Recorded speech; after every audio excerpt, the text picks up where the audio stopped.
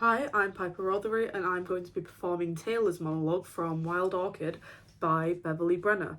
This monologue's about Taylor, who is an autistic teenage girl who is dealing with the changes working away from home by a lake.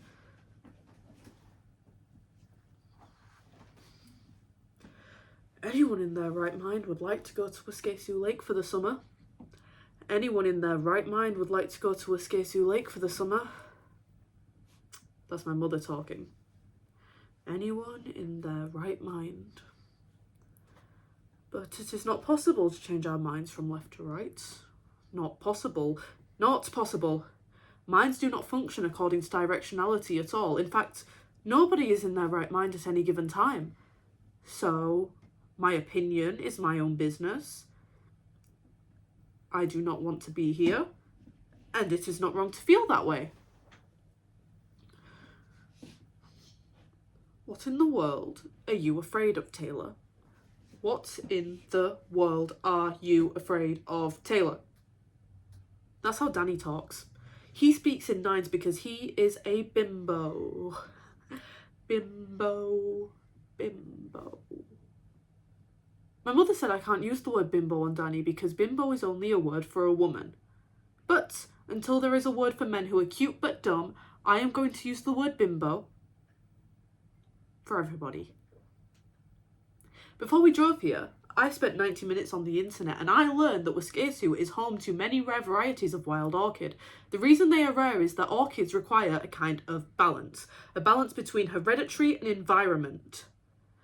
Small round-leaved orchid is the rarest of all. Seeing a small round-leaved orchid in the woods would be difficult but possible. Difficult but possible. It is the precipice, of course. I have been afraid of it my whole life. The precipice lies ahead and I may not know it is there until the earth just falls away and I cannot even say it. So many new things. And even one new thing can change everything. New bed, new pillows, new people, and I am not just talking about babies. Stanley would not do well here. Stanley would not do well here. Stanley is supposed to be an adult, but he is not. In Harold Pinter's play, The Birthday Party, Stanley is stuck. Stuck in Meg's boarding house, stuck in his bedroom, stuck in afraid. Even cornflakes scare him. Just like I am stuck here. Stuck on this swing. This swing. This swing. Once I took a questionnaire on an autism website.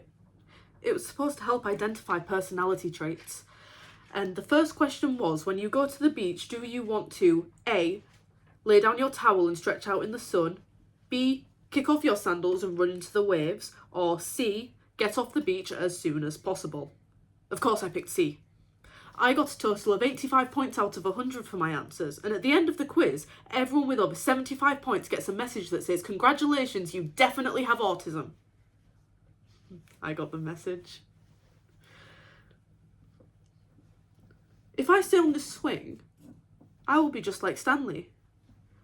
If I stay on this swing, I will be just like Stanley. Seeing a small round-leaved orchid in the woods would be an achievement, an adult kind of achievement. I think I could do it. It is about time. First I would need to get off this swing, get off the beach, then the woods. But there might be... What if there is a precipice dropping away into... And then that makes everything difficult. Too difficult, too difficult, difficult but possible. And if I locate a small round-leaved orchid, it would be exhilarating, sophisticated. Stanley would wonder if orchids are both possible and necessary. And I think they are. I think that orchids are both possible and necessary. Possible and necessary. Even though I am afraid, even though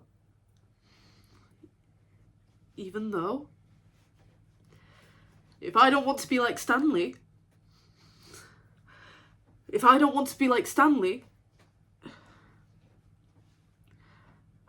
I think Stanley has autism, but he does not want to deal with it. I cannot be a child forever. I know what I have to do. Even if there is a precipice, I'm not going to think about that. Or falling.